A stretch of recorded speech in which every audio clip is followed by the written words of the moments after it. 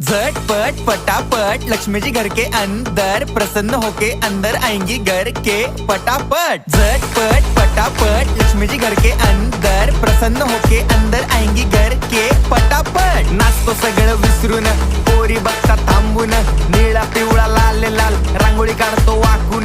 सणासुदीला रांगोळी काढ, भाऊचा बर्थडे रांगोळी काढ, नवीन वर्ष रांगोळी काढ, कलर उरला रांगोळी काढ।